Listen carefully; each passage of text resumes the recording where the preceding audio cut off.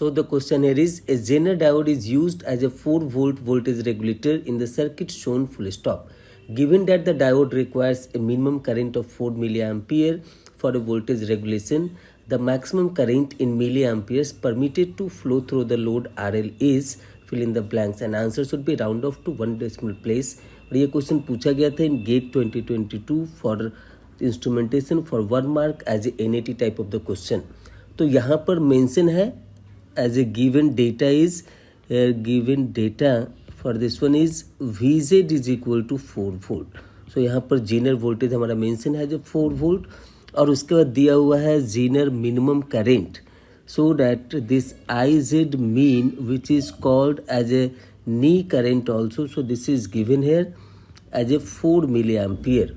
Now if you see that the main current is passing through this 1200 ohm, so that we can say it here as a I, and this is dividing into two parts at this node point. So one part is going through this as a IZ and another part is passing through this part, so that is called here as a IL. और इस node point पर का voltage क्या है? सो जैसे कि यहाँ पे मेंशन है it is 4 volt, so this node point will be 4 volt as a zener voltage. So यहाँ पर इस नोड पॉइंट पर अगर KCL अप्लाई करेंगे तो यहाँ पर इसको लिख सकते हैं. क्या लिख सकते हैं? तो 16 volt. So this I is equal to IZ plus IL. और यहाँ से I क्या हो जाएगा? So this I is nothing but this will become 16 volt minus 4 volt divided by 1200. So this will become here in terms of milliampere, this will become here as a 10 milliampere. और यहाँ से ये IL क्या हो जाएगा? सो हमसे पूछा गया है maximum current through this RL. So RL के थ्रू क्या करंट पास हो रहा है? IL. So we can write this as a IL. तो this IL is equal to I minus IZ. अब जीनर पर का वोल्टेज फिक्स है फॉर दिस 4 वोल्ट, इसका मतलब है, और यहाँ से इनपुट हमारा 16 वोल्ट का. सो इसका मतलब है कि I हमारा irrespective of other parameter this will not make any change. So this I will be fix. तो ये क्वांटिटी हमारा फिक्स हो गया. अब जब ये फिक्स हो गया तो IL मैक्सिमम कब होगा? जब IZ हमारा मिनिमम होगा. So we can write it here, this IL will be maximum when this IZ is minimum. So this IZ is minimum और IZ minimum यहाँ क्वेश्चन पे मेंशन है as a 4 milliampere and I we got it here as a 10 milliampere. So I is 10 milliampere minus IZ mean has given 4 milliampere. So we got it here as a 6 milliampere. तो हम यहाँ पे बोल सकते हैं this load current maximum is equal to 6 milliampere. This is the answer. So यहाँ पर already इसका यूनिट मेंशन है जो मिलीएम्पियर, तो इसका न्यूमेरिकल वैल्यूज क्या हो जाएगा IL मैक्स का? So that will be 6 and it has given round off to 1 decimal place, so we can write it here as a 6.0. So the final answer for this question is 6, and by this way this is the end of the explanation for this question. So the question here is, in the small signal circuit shown, the enhancement mode N-channel MOSFET is biased in saturation with a transconductance GM full stop. A small signal low frequency voltage as a VD injected at the supply terminal results in a small signal voltage fluctuation V0 at the output full stop. If the channel length modulation of the MOSFET is ignored, the small signal gain as a V0 by VD is given by fill in the blanks, and option A is given as a minus GM into R0 divided by 1 plus GM into R0. Option B under bracket GM R0 plus 1 and their inverse. Option C minus GM into R0 divided by 1 plus 2 into GM into R0. Option D GM R0 by 2 plus 3 by 2 and their overall inverse. So ये question पूछा गया था in GATE 2022 for instrumentation for 2 mark as a MCQ of the question. तो यहाँ पर देखिए ये दिया हुआ है VD is their input signal that is called a small signal low frequency voltage VD which is injected through their supply terminal.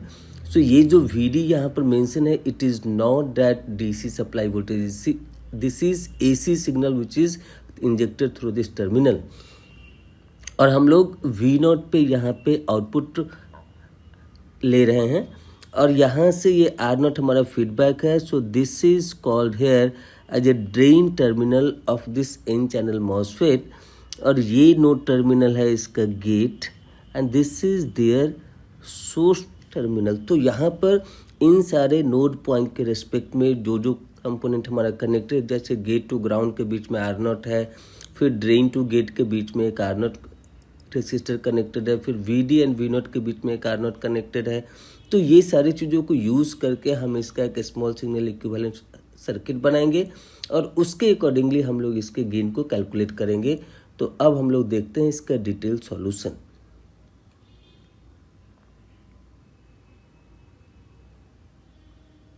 सो यहाँ पर देखिए इसका AC equivalent of the given circuit है. तो वी डी और वी नॉट के बीच में, ये वी डी और वी नॉट के बीच में एक आर नॉट कनेक्टेड है, फिर ड्रेन और गेट के बीच में दूसरा आर नॉट कनेक्टेड है, फिर गेट और ग्राउंड के बीच में, तो सोर्स भी यहाँ पे ग्राउंड से कनेक्टेड है, इसलिए यहाँ पर गेट टू सोर्स भी हम बोल सकते हैं. सो गेट टू सोर्स के बीच में एक अनदर आर नॉट कनेक्टेड है, और गेट टू सोर्स के बीच में जो रेसिस्टर है आर नॉट, उसके ये कॉरस्पॉन्डिंग जो वोल्टेज मेजर करते हैं उसको बोलते हैं VGS. और यहाँ से ड्रेन टू सोर्स की तरफ जो हमारे इसका करंट है, that is called their drain current, is passing like this as a GM into VGS. So now we need to apply the KCL at this node point D. So apply KCL at node D. At node D, तो यहाँ पे क्या है, this is the incoming current and this is dividing into two parts. So one part is going through this and one part is as a ID in this way. तो यहाँ पर इसको लिख सकते हैं VD minus V nought divide by R nought is equal to क्या हो जाएगा. तो एक पार्ट यहाँ पे ड्रेन टर्मिनल से गेट टर्मिनल होते हुए सोर्स में जा रहा है. सो this we can write it here as a V nought divide by 2R0. ये एक आर नॉट है और दूसरा ये है और दोनों सीरीज में है, तो यहाँ पर क्या हो जाएगा 2R0. So this we can write it here as a 2R0 plus जो दूसरा का कंपोनेंट है इसका करंट का, वो क्या है ID. So ID is coming here as a GM into VGS, gate to source voltage. अब गेट टू सोर्स वोल्टेज हमारा गेट टू सोर्स के बीच में जो रेसिस्टर कनेक्ट है R0, वो उसके अक्रॉस में मेजर करते हैं. तो यहाँ से जो भी हमारा करंट पास हो रहा है R0 में, ये R0 में और ये R0 में, वो दोनों सेम है. इसका मतलब है कि this R0 and this R0 are in connected in series. तो यहाँ पर VGS का डायरेक्टली कैलकुलेशन हम लोग कर सकते हैं. So this VGS is equal to voltage across this R0. तो क्या हो जाएगा ये R0 divide by R0 plus R0, क्योंकि ये भी हमारा सीरीज में कनेक्टेड है, into V0. So this we will get it here as a R0 divide by 2R0 into V0. So this R0 cancel and we got it here as a V0 by 2. So VGS हमको मिल गया V0 by 2. तो यहाँ पर इसको substitute करेंगे इसमें, और यहाँ से माइनस वाले साइन को, ये जो VD minus V0 by R0 है, इसको लिख सकते हैं VD बाई R0. और जो माइनस वाला टर्म है माइनस V0 बाई R0, इसको राइट साइड में हम ले जा रहे हैं. So this we can write it here as a V0 by 2R0 plus, यहाँ से क्या हो जाएगा VGS को सब्स्टिट्यूट करेंगे. So let's say this as equation number 1. इसमें अगर हम लोग VGS is equal to V0 by 2 को सब्स्टिट्यूट करेंगे, so we can write it here as a GM into V0 by 2. और जो लेफ्ट साइड का माइनस वाला टर्म था वो राइट साइड में आएगा तो प्लस हो जाएगा. So this will become here as a V0 by R0. तो यहाँ पर क्या लिख सकते हैं, इसको लिख सकते हैं VD is equal to R0 को क्रॉस मल्टीप्लाई करेंगे और V0 को कॉमन लेंगे. So this will become here as a V0 if you take it here common and R0 is cross multiplying. So this will become here as a 1 by 2 plus GM into R0 divide by 2 plus 1. तो इसको हम लिख सकते हैं VD is equal to V0 into GM R0 divide by 2 plus 3/2। अब gain क्या है जो हमसे पूछा गया क्वेश्चन में, वो क्या पूछा गया है, output voltage by input voltage V0 by VD। तो इसको क्या लिख सकते हैं, 1/GM into R0 divide by 2 plus 3/2। इसी को हम लोग इस तरीके से लिख सकते हैं कि this we can write it here as a GM into R0 divide by 2 plus 3/2 का overall inverse. So this we got it here as a V0 by VD। V0 by VD ये हमारा मिल गया विद द इन्वर्स साइन। अब देखते हैं कौन सा option से मैच करता है। सो this is matching with option D. So option D is the right answer for this question, and by this way this is the end of the explanation for this question. So the question here is, in the circuit shown the switch is initially closed full stop. It is opened at t is equal to 0 second and remains open thereafter full stop. The time in milliseconds at which the output voltage V out becomes low is, fill in the blanks, and answer should be round off to 3 decimal places। और यहाँ पर ये question पूछा गया था in GATE 2022 for instrumentation for 2 mark as a NAT type of the question. तो यहाँ पर बेसिकली ये कंपैरेटर का यूज़ है एज एन आइडियल कंपैरेटर। और अगर आप इस सर्किट पार्ट को थोड़ा सा अच्छे से देखेंगे तो यहाँ पे दिखेगा कि V माइनस पर का जो वोल्टेज है, so this node point voltage will make the reference voltage here and this will not change irrespective of the switch position। तो यहाँ पर अगर आप देखेंगे कि ओपैम्प का जो इनपुट करंट होता है वो तो आइडियली 0 होता है, क्योंकि आइडियल कंपैरेटर यहाँ पे लिखा हुआ है। इसका मतलब है कि 600 किलो ओम और 400 किलो ओम दोनों हमारे सीरीज में है। So by the use of voltage division we can easily find out this V minus. So V minus क्या हो जाएगा, so 400 divided by 600 plus 400 kilo ohm, so this will become 1000। so 1000 into यहाँ पर supply क्या है, input क्या है, तो 5 वोल्ट, सो प्लस 5 वोल्ट। तो यहाँ से आपको ये मिल जाएगा 2 volt. So this is hair fix voltage. ये हमारा 2 वोल्ट यहाँ पर फिक्स हो गया इस नोड पॉइंट पे जो इन्वर्टिंग टर्मिनल है of this op amp. So this is fix to 2 volt. अब उसके बाद जब स्विच हमारा क्लोज था तो उस समय में हम जानते हैं कि ये कैपेसिटर ओपन सर्किटेड बिहेव करता है with the input of DC voltage as 5 volt. So by that time this will be acting here 1 kilo ohm and 5 kilo ohm, this both will be treated here as a in series. तो यहाँ पर 5 kilo ओम के across में जो हमको voltage मिलेगा वही हमारा कैपेसिटर का वोल्टेज होगा, क्योंकि दोनों हमारा एक ही नोड से कनेक्टेड है। तो यहाँ पर का वोल्टेज क्या हो जाएगा, so this will become here 5/6। This V plus voltage is called here, this V plus is called as a capacitor voltage at 0 time.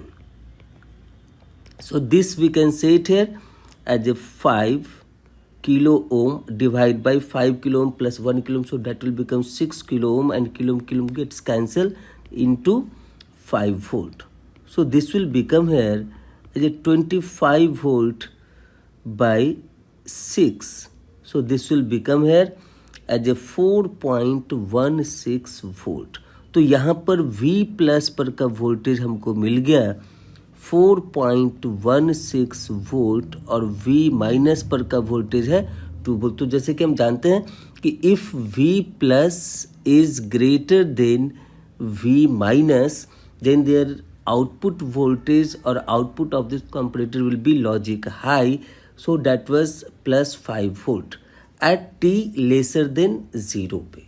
अब उसके बाद क्या हो रहा है कि t is equal to 0 second पे यहाँ पर इस स्विच को ओपन किया जा रहा है और उसके बाद उसको ऐसे ही ओपन छोड़ दिया जा रहा है।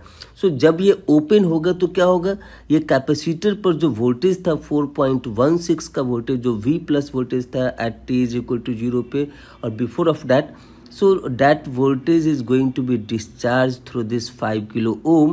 तो यहाँ पर जैसे जैसे ये 4.16 धीरे धीरे कम होते जाएगा, 4 होगा, 3.9 होगा और धीरे धीरे कम होते जाएगा.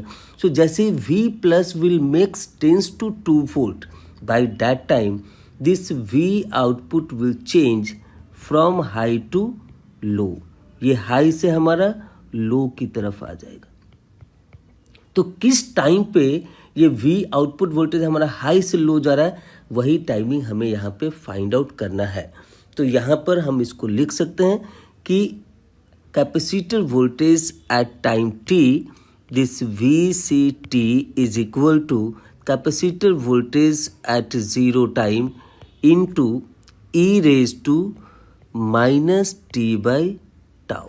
टाउ क्या है? तो ये हमारा RC कांस्टेंट होता है. सो यहाँ पर 5 किलो ओम इंटू 0.1 माइक्रोफैरड के मल्टीप्लिकेशन से जो मिलेगा वो हमारा टाउ हो गया. और यहाँ पर VC नॉट क्या है? So at t is equal to 0 time पे जो वोल्टेज है, तो वहाँ पर क्या होगा? At t is equal to 0 time पे जो वोल्टेज हमको मिलेगा, ये तो हमको वोल्टेज मिला है, this VC is at t lesser than 0 पे. अब t इज इक्वल टू 0 पे जैसे ही हमारा VC 2 वोल्ट के बराबर होगा, मतलब क्या कि V प्लस हमारा 2 वोल्ट के बराबर, ये जो VCT है ये क्या होना चाहिए? तो VCT जैसे ही 2 वोल्ट होगा, so whenever this will become here 2 volt and VC naught और VC 0 हमने यहाँ पर निकाला था as a 25/6. So VC eight t is equal to 0 is 25/6 volt. This is the initial voltage whenever we are entering into this mode of switch is going to be open. तो उस t is equal to 0 moment पे क्या हमारा voltage है? सो this is actually it is t is equal to 0 time पे, तो वो voltage हमारा 25/6 volt into e raise to minus t by tau. और टाउ का वैल्यू क्या है? तो यहाँ पे R और C से आप इसको निकाल सकते हैं. सो let's say this t is equal to t1 at which this VCT is becoming as a 2 volt divide by tau. तो यहाँ से जब आप इसको सॉल्व करेंगे तो आपको मिलेगा this t1 is equal to tau into ln of 25/12. और ये टाउ क्या है? तो tau is equal to RC. तो कौन सा RC?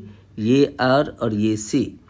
So this we can say it here as a 5 into 10 to the power 3 into 0.1 into 10 raise to minus 6 into ln of 25/12. तो जब आप इसको कैलकुलेट करेंगे तो आपको मिलेगा यहाँ पर 0.367 millisecond. This is the T1 time at which their output will goes from high to low. So यहाँ पर इसका यूनिट ऑलरेडी मेंशन है मिली सेकेंड. हमें न्यूमेरिकल वैल्यू फिट करना है. So numerical value we got it here as a 0.367.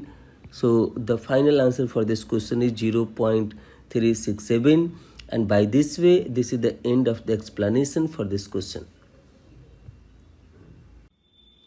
So the question here is, in the small signal circuit shown, the enhancement mode N-channel MOSFET is biased in saturation with transconductance GM full stop.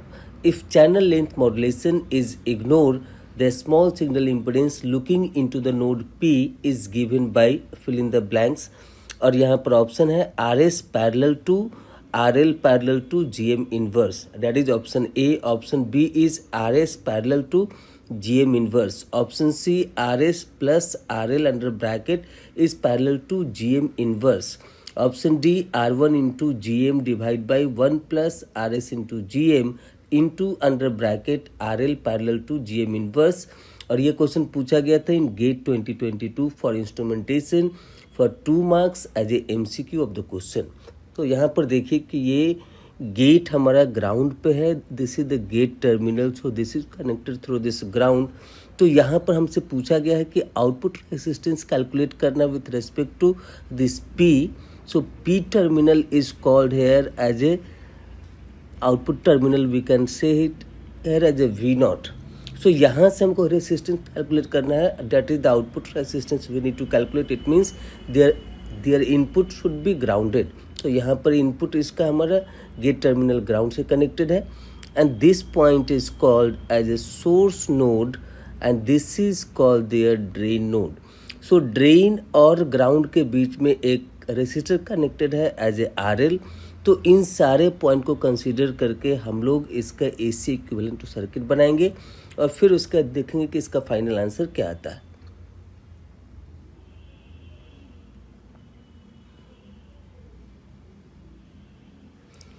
तो देखिए इसका AC equivalent of the given circuit है. तो यहाँ पर gate हमारा ground से connected है, तो गेट को हमने ग्राउंड से कनेक्ट कर दिया है. उसके बाद फिर गेट और सोर्स के बीच का वोल्टेज होगा VGS, क्योंकि सोर्स हमारा ग्राउंड पे नहीं है. सो सोर्स और ग्राउंड टर्मिनल के बीच में एक रेसिस्टर कनेक्टेड है एज ए RS, तो इसलिए सोर्स पर का वोल्टेज हमारा 0 वोल्ट नहीं होगा.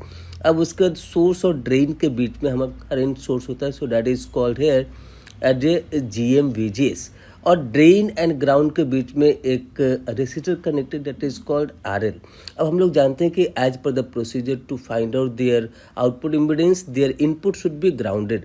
तो इनपुट गेट टर्मिनल होता है इसके लिए, तो यहाँ पे गेट हमारा ग्राउंड से कनेक्टेड है और जिस नोड से हमको रेसिस्टेंस फाइंड आउट करना है उस नोड पे हम एक टेस्ट वोल्टेज अप्लाई करते हैं. तो टेस्ट वोल्टेज हमने अप्लाई किया एज ए VX जो कि करंट को डिलीवर कर रहा है as a IX. So we have to find out the impedance looking from this P point. तो इसको हम लोग बोल सकते हैं ZP. So this ZP will become the ratio of VX by IX. अब यहाँ पर ये जो P पॉइंट है जो हमारा सोर्स का टर्मिनल है, तो इस पॉइंट पे हम लोग KCL लगाएंगे और फिर उसके बाद आसानी से VX by IX का रेशियो हम फाइंड आउट कर सकते हैं. तो इस नोड पॉइंट पे एक करंट हमारा आ रहा है यहाँ से as a GM into VGS और दूसरा करंट हमारा यहाँ पर आ रहा है as a incoming current is IX. तो यहाँ पर इसको लिख सकते हैं कि अप्लाई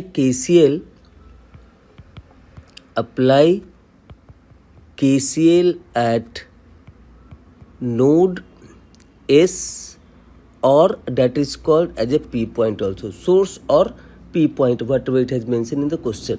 तो यहाँ पर एक इनकमिंग करंट है GM into VGS that is called drain current और दूसरा क्या है, so that is the test current as a IX delivered by this VX. So plus IX is equal to outgoing current. तो ये जो दोनों आ रहा है GM VGS ये पॉइंट पे रीच कर रहा है यहाँ पर और एक IX यहाँ से रीच कर रहा है. so these both will be going out through this RS. तो RS पर का करंट क्या हो जाएगा, so that will become here as a VX. ये जो P पर का वोल्टेज वो क्या है VX. So VX by RS. अब यहाँ से हम इसको क्या लिख सकते हैं, सो VGS क्या हो जाएगा. अब देखिए यहाँ से हमको रेशियो फाइंड आउट करना है VX बाई IX का. तो यहाँ से VGS को हम लोग VX के फॉर्म में लिख सकते हैं. So this VGS is nothing but this is VG minus VS. Gate यहाँ पर ग्राउंड से connected, so this will become 0 minus VS और VS क्या है हमारा VX से कनेक्टेड है. So we can say that this VX is equal to minus of VS और सिंपली VGS, क्योंकि VGS क्या मिला हमको माइनस ऑफ VS. तो हम यहाँ पे लिख सकते हैं कि VGS is equal to this is nothing but minus of VX. तो यहाँ से हम लोग इसको सब्स्टिट्यूट कर सकते हैं. Let's say this as equation number 1. तो VGS के जगह पे माइनस VX हम यहाँ पे सब्स्टिट्यूट कर सकते हैं. तो इसको लिख सकते हैं minus GM into VX plus IX is equal to VX by RS. सो यहाँ पर हम लोग रीअरेंज करेंगे इसको, VX वाले को एक साइड एंड IX को दूसरे साइड. तो यहाँ पर इसको लिख सकते हैं this is minus, so VX by RS plus GM into VX is equal to Ix. Just we have to rearrange this. तो यहाँ से Vx हमारा कॉमन हो जाएगा. So Vx is common. So we will get it here. 1 by Rs plus Gm is equal to Ix. So this we can write it here as a Vx into 1 plus Gm into Rs is equal to Ix into Rs. तो यहाँ से Vx by Ix क्या हो जाएगा? That is the impedance looking from this point. So that is Zp is equal to Vx by Ix is equal to Rs divided by 1 plus Gm into Rs. तो यहाँ से हम लोग इसको क्या कर सकते हैं? तो यहाँ पर दोनों में न्यूमरेटर में डिनोमिनेटर में हम लोग Gm से डिवाइड करेंगे इसको रीअरेंज करने के लिए. So this we can write it here as a Rs by Gm divide by 1 by Gm plus Rs. So if you will see that we can write this as a 1 by Gm into Rs divide by 1 by Gm plus Rs. So this is very much visible that it is giving here this Zp is equal to Gm. ये 1 by Gm को हम लोग क्या लिख सकते हैं? Gm inverse. और ये Rs के साथ क्या दिख रहा है? पैरेलल दिख रहा है. So we can easily write this as a Rs is parallel to Gm inverse, और simply we can write that Rs parallel to 1 by Gm. तो ये हमारा आंसर निकल के है Zp is equal to Rs parallel to Gm inverse. अब हम लोग देखते हैं कौन सा ऑप्शन से मैच करता है.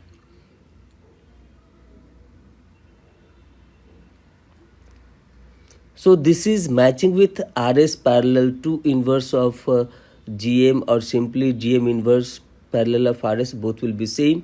So by this way this option B is matching to our answer, and the final answer for this question is option B, and this is the way by that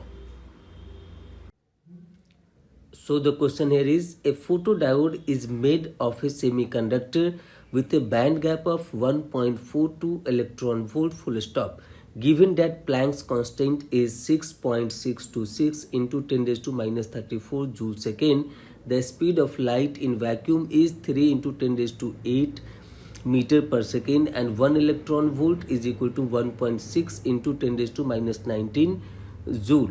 The cutoff wavelength in nanometer of the photodiode is fill in the blanks, and answer should be round off to 1 decimal place.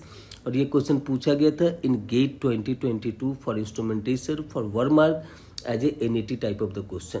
तो यहाँ पे इस diode को, किसी भी diode को photo diode की तरह काम करने के लिए क्या कंडीशन होना चाहिए कि photonic energy this E photon, so जो भी हम लोग लाइट बम्बार्ड करते हैं, so that it is having the photonic energy, so E photon should be greater than equal to their band gap और forbidden gap as a Eg. तो ये condition होता है वहाँ से चार्ज कैरियर को, एक्सेस चार्ज कैरियर को generate करने के लिए, होल इलेक्ट्रॉन पेयर को जनरेट करने के लिए through this bombarding of the light from this photo diode. तो यहाँ से अब हम लोग जानते हैं कि ई फोटोन क्या होगा. So this we can write it here as a Hc by lambda. So this should be greater than equal to Eg. From this one we can derive this as a lambda is lesser than equal to Hc by Eg. यहीं पे main point है. तो इसका मतलब क्या है कि यहाँ से फोटो डायोड मतलब कि एक्सेस चार्ज कैरियर को जनरेट होने के लिए जो ई फोटोन है, फोटोनिक एनर्जी, वो क्या होना चाहिए, बड़ा या बराबर होना चाहिए ये Eg से. इसका मतलब क्या है कि this lambda should have lesser than equal to Hc by Eg. मतलब कि अगर हम लोग लेमडा को Hc बाई Eg से इक्वेट करते हैं तो ये इसका मैक्सिमम वैल्यू होगा. जैसे ही इसको इक्वल टू करेंगे या लेमडा उससे ज़्यादा होगा तो क्या हो जाएगा, तो यहाँ से ई फोटोन हमारा Eg से छोटा हो जाएगा और फिर वहाँ पे कोई भी एक्सेस चार्ज कैरियर का जनरेशन नहीं होगा और फोटो डायोड हमारा कट ऑफ स्टेट में आ जाएगा. So due to that reason, to find out their cutoff wavelength, or we can say that their maximum wavelength at which it will start to become off, so that is given here as a lambda C is equal to H C by E G. तो यहाँ पर calculation को आसान करने के लिए अगर आप एच सी का वैल्यू आप यहाँ पर सब्स्टिट्यूट करते हैं और ई जी का वैल्यू अगर आप इलेक्ट्रॉन वोल्ट में सब्स्टिट्यूट करते हैं, so we got here one readymade formula which is called as a 1.24 divide by E G in terms of electron volt. तो यहाँ पर जो आपको मिलेगा वेवलेंथ वो मिलेगा माइक्रोमीटर में। तो अगर हम लोग इसको सब्स्टिट्यूट करते हैं 1.24 डिवाइड बाय 1.42, तो ये क्या होगा, तो ये मिलेगा आपको 0.8732 माइक्रोमीटर। बट हमारा आंसर पूछा है नैनोमीटर में, तो इसके लिए क्या करेंगे, तो यहाँ पे ये जो लेमडा सी हमको मिला है, सो this lambda C is equal to 0.8732 micrometre है। इसको नैनोमीटर में चेंज करना है, तो इसके लिए इसको 1000 से मल्टीप्लाई करेंगे और 1000 से डिवाइड करेंगे, तो ये हमारा चेंज हो जाएगा। So this will become 873.2 with the multiplication of 1000, और यहाँ से जब डिवाइड करेंगे 1000 से, तो ये जो माइक्रो है वो हमारा नैनोमीटर में चेंज हो जाएगा। So we got this value as a lambda C. So in terms of nanometer, their cutoff wavelength will become 873.2, और यहाँ पे इसका यूनिट मेंशन है, so that their numerical values will become 873.2. So by this way, this is the end of the explanation for this question. So the question here is, in the circuit shown R1 is equal to 100 kilo ohm and R2 is equal to 1 kilo ohm full stop. If the base 2 emitter voltage of the NPN BJT is 0.7 volt and the collector to emitter voltage is 5.2 volt, the beta as a current gain of the BJT is, fill in the blanks, and answer should be round off to 2 decimal places. और ये question पूछा गया था in GATE 2022 for instrumentation for 2 marks as a NAT type of the question. तो यहाँ पर as per the information given in the question, their collector to emitter voltage is given, this VCE is given here as a 5.2 volt. और जैसे कि यहाँ पर आप देखें कि emitter का टर्मिनल हमारा ग्राउंड से कनेक्टेड है, इसका मतलब कि VC पर का वोल्टेज भी सेम होगा जो VCE होगा। So this collector voltage is 5.2 volt. अब दूसरा इंफॉर्मेशन है कि base to emitter voltage is mention here as a 0.7 volt. So this voltage is 0.7 volt, और यहाँ पर जैसा कि मीटर हमारा ग्राउंड से कनेक्टेड है, इसका मतलब कि बेस वोल्टेज भी हमारा 0.7 वोल्ट ही होगा। अब उसके बाद यहाँ पर देखते हैं कि जो भी करंट यहाँ से 12 वोल्ट के कारण R2 से पास होगा, so that current is passing through this R2, और इस नोड पॉइंट पर जो भी कलेक्टर का नोड पॉइंट है यहाँ पे आकर के 2 पार्ट में डिवाइड होगा।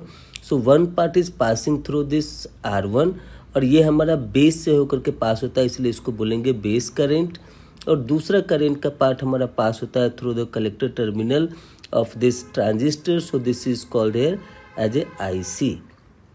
तो ये IC और IB हमारा इस नोड पॉइंट से निकल कर आ रहा है, और नोड पे कौन सा करंट आ रहा है, तो जो करंट हमारा R2 से पास होकर के आ रहा है। तो यहाँ पर हम लोग इसको बोल सकते हैं, if this current is I here, if this is I here, then we can write it here, this I is equal to IB plus IC। और हम लोग जानते हैं कि for the BJT base current and collector current their sum is called as a emitter current. So this is nothing but this is IE। तो इसका मतलब ये जो I है वो हमारा इमीटर करंट है। सो this emitter current is dividing into 2 part as IB and IC, and again it is passing through their terminal, and again at this point it is passing as a IE। अब हम लोग जानते हैं कि for the BJT we know that their current gain beta is equal to IC by IB। IC by IB, इसका मतलब क्या कि IC is equal to beta times of IB, so we can write it here as a IB plus beta times of IB। तो IB जब आप common लेंगे तो ये क्या हो जाएगा, 1 plus beta times of IB। So now we got it this emitter current in terms of I B and beta. तो यहाँ पर अगर आप इमीटर करंट और बेस करंट को फाइंड आउट कर लेते हैं, इस इक्वेशन में सब्स्टिट्यूट करेंगे तो आपको मिल जाएगा बीटा का वैल्यूज। तो यहाँ से हम लोग देखते हैं इमीटर करंट क्या होगा और बेस करंट क्या होगा। So we can write it here, this I E is equal to 1 plus beta times of I B, और आई ई क्या हो जाएगा, तो यहाँ पर ये R2 का एक टर्मिनल वोल्टेज है 12 volt higher terminal, so we can write it here as a 12 minus यहाँ पर इसका दूसरा टर्मिनल VC है collector voltage, so that is 5.2 divide by R2। तो R2 क्या है, यहाँ पर 1 किलो ओम है, so we can write it here as a 1K is equal to 1 plus beta times of I B क्या हो जाएगा। तो देखिए बेस में जो करंट पास हो रहा है वो R1 वाला करंट पास हो रहा है, तो R1 का हायर टर्मिनल वोल्टेज क्या है, तो कलेक्टर पर का वोल्टेज दैट इज 5.2 वोल्ट। तो यहाँ पर इसको लिख सकते हैं 5.2 माइनस, अब इसका दूसरा क्या है, बेस कनेक्टेड है, सो this base voltage is nothing but VBE and that is equal to 0.7 volt. So 5.2 minus 0.7 divide by R1, और R1 कितना है 100K। So this K and K gets cancel, और यहाँ से ये क्या हो जाएगा 12 minus 5.2 will become 6.8 is equal to 1 plus beta and 5.2 minus 0.7, so this will become here 4.5 divide by 100। तो यहाँ से क्या मिल जाएगा, this 1 plus beta is equal to 6.8 into 100 divide by 4.5, so this value is equal to 151.11। तो ये है हमारा किसका वैल्यू, 1 प्लस बीटा का, तो बीटा क्या हो जाएगा, so this beta is equal to 151.11 minus 1, that is nothing but this is equal to 150.11। so beta का वैल्यू हमको मिला यहाँ पर 150.11, और यहाँ पर क्वेश्चन में मेंशन है round off to 2 decimal places, इसका मतलब कि डेसिमल पॉइंट के बाद 2 डिजिट हमको लेना है। So the numerical values for this current gain beta is equal to 150.11। So the final answer for this question is 150.11, and by this way this is the end of the explanation for this question. So the question here is, a signal V in of t shown is applied from t is equal to 0 millisecond to t is equal to 6 millisecond to the circuit shown full stop. Given the initial voltage across the capacitor is 0.3 volt and that the diode is ideal, the open circuit voltage V out of t at t is equal to 5 millisecond is option A 0.3 volt, option B 0.6 volt, option C 0.7 volt, option D 1.0 volt। और ये question पूछा गया था in GATE 2022 for instrumentation for 2 mark as a MCQ of the question. तो यहाँ पर ये जो सर्किट दिया हुआ है, सो this is basically positive peak detector circuit. ये जो सर्किट है हमारा पॉजिटिव पीक डिटेक्टर का सर्किट है। तो अगर इसका ऑपरेशंस आपको मालूम है तो आप आसानी से इसका आंसर फाइंड आउट कर सकते हैं। सो यहाँ पर इसका ऑपरेशन क्या है कि जब भी हमारा ये डायोड फॉरवर्ड बायस होगा, so as per their input voltage this capacitor will charge to their new peak, and once this is not forward bias, it means it is reverse bias।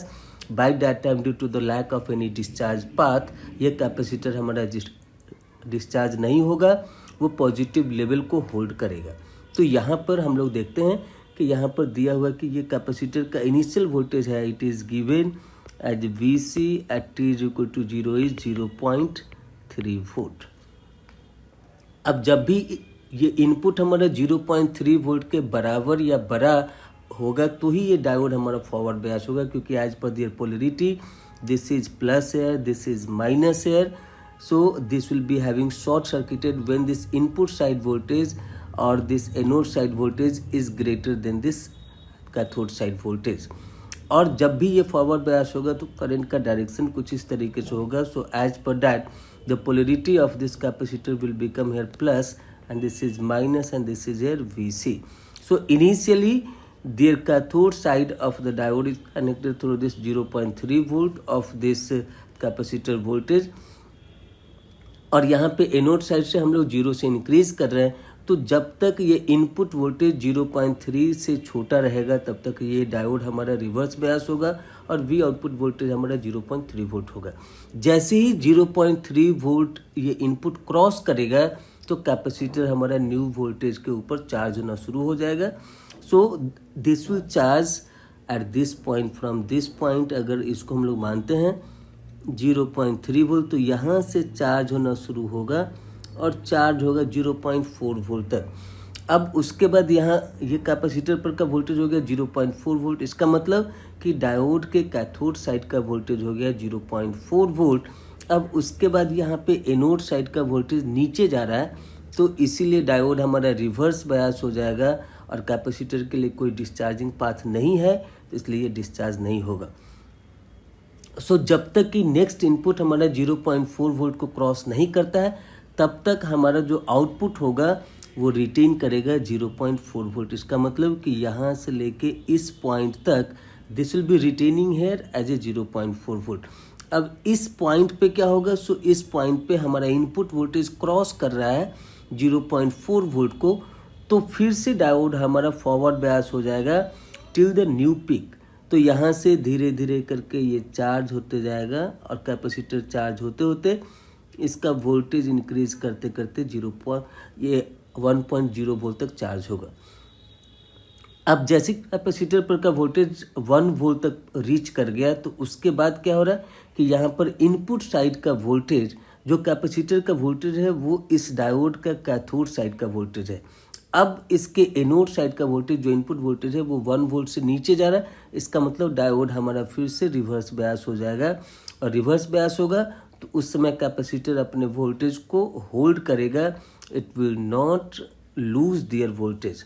तो यहाँ से इस पॉइंट से ये ऐसे करके 1 volt का वोल्टेज रिटेन करेगा। कब तक? जब तक कि ये इनपुट हमारा 1 वोल्ट को क्रॉस नहीं कर पाता है। तो यहाँ पर अगर आप देखेंगे कि इसके बाद ये इनपुट कभी भी 1 वोल्ट को क्रॉस नहीं कर रहा है as per their given wave form.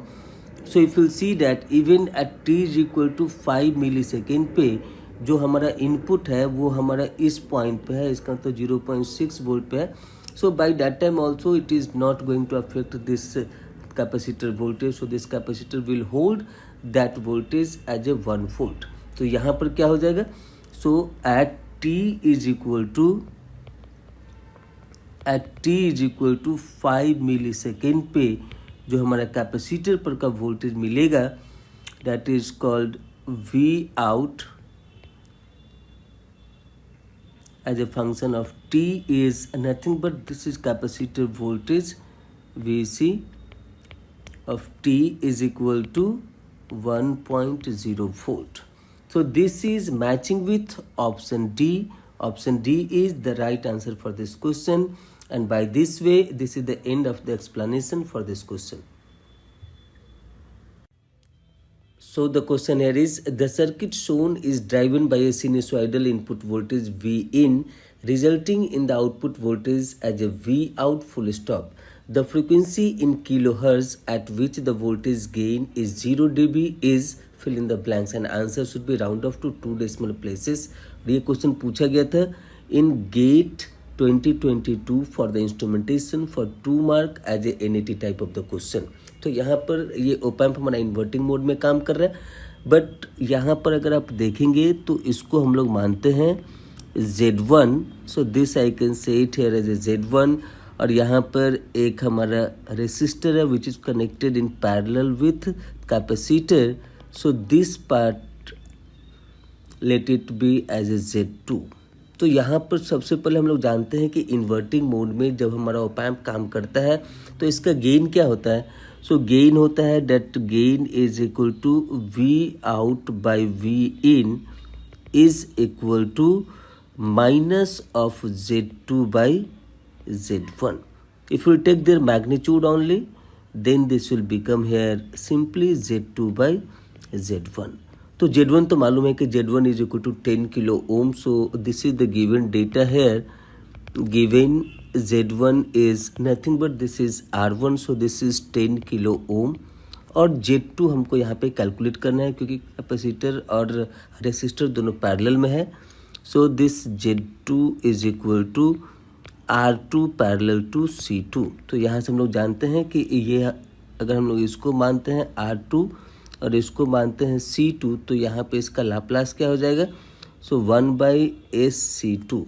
तो इस तरीके से हम जब ये Z2 को कैलकुलेट करेंगे तो इसको लिख सकते हैं. This will become here as a R2 divide by 1 plus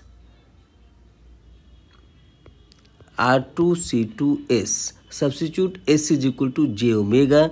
Then this we can write it here R2 divided by 1 plus j omega R2C2.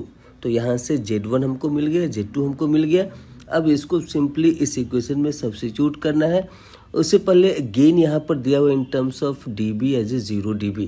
तो गेन का डेफिनेशन क्या होता है. So gain in terms of dB we can write it here as a 20 log under base 10, and here this is the magnitude of gain here is equal to 0 dB.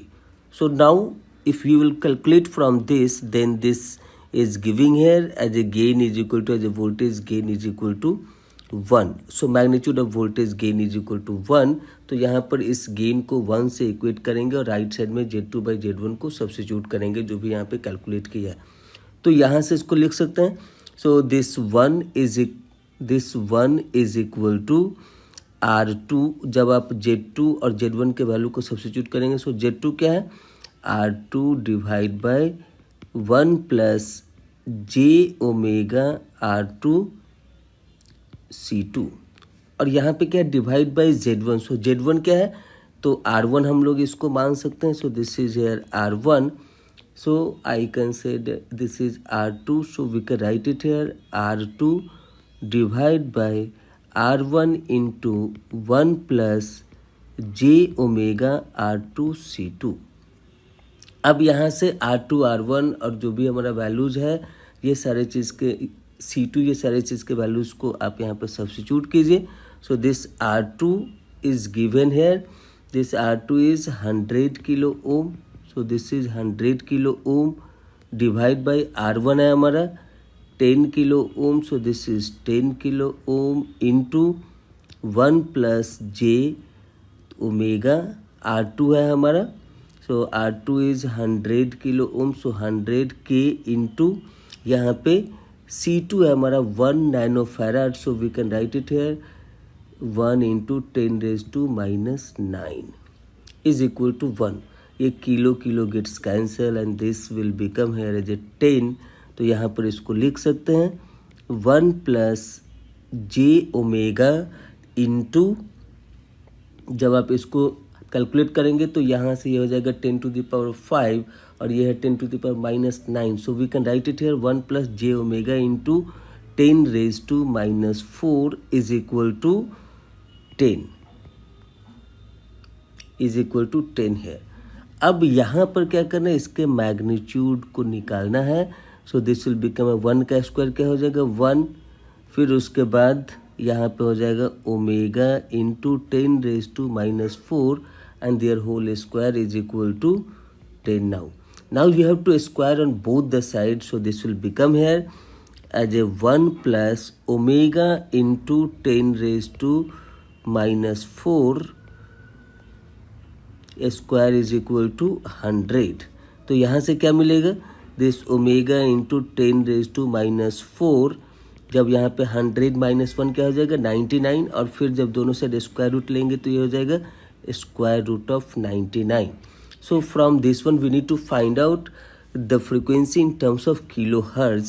तो यहाँ पर लिख सकते हैं this f is equal to √99 divided by 2 pi into 10⁻⁴.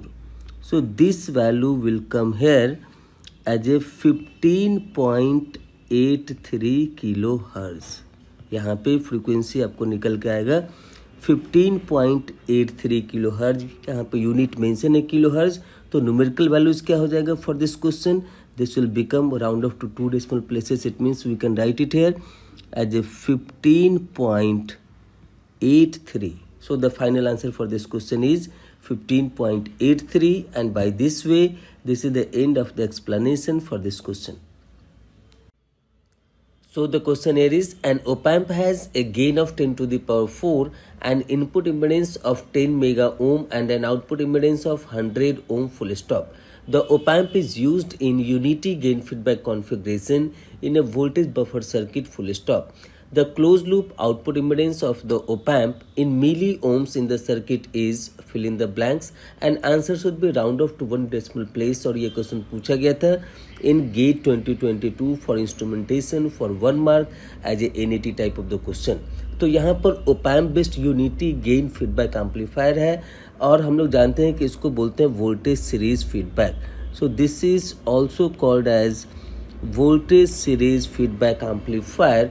और voltage series feedback amplifier में जो output impedance होता है with feedback, so that is reduced by the amount of, so this ZOF is given by ZO divided by 1 plus AOL into beta.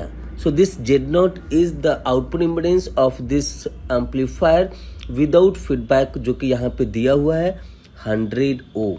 So यहाँ पर दिया हुआ है 100 ओम, और यहाँ पर AOL क्या है, तो open loop gain of this op-amp. सो यहाँ पर मेंशन है that op-amp has a gain of 10 to the power 4. तो यहाँ पे क्लोज लूप के टर्म्स में पूछा है, ये क्लोज लूप आउटपुट के बारे में पूछा है. इसका मतलब है कि ये हमारा जो दिया हुआ है वो ओपन लूप का गेन दिया हुआ है. और बीटा क्या होता है, so beta is called the feedback gain, and as we know that this point is called here as a VF. So this VF is equal to beta into V0. और यहाँ पर आप देखेंगे कि फीडबैक का जो नोड पॉइंट है और V आउटपुट बोथ ही शॉर्टेड टुगेदर. सो यहाँ पर हम लोग बोल सकते हैं this beta is equal to VF by V0. So both is same, so this will become here as a 1. तो यहाँ पर फीडबैक फैक्टर बीटा हमको क्या मिल गया 1. So this Z0 is given as 100 ohm. So this is 100 divide by 1 plus AOL है हमारा 10 to the power 4. So this is 10 to the power 4 into beta हमारा for the unity gain feedback amplifier होता है 1. So now we got this as a 100 by 1 plus 10 to the power 4. जब आप इसको calculate करेंगे, so this will become here 9.99 milli ohm, or this can be approximated to 1 decimal place, then it will become here as a 10 milli ohm. तो यहाँ पर इसका unit already mention है as a 10 milli ohm. So we have to put it here only the numerical values of this answer. तो यहाँ पर हमको मिला इसका answer as a 10. So the answer for this question is 10 here. So the answer for this question is 10, and by this way this is the end of the explanation for this question.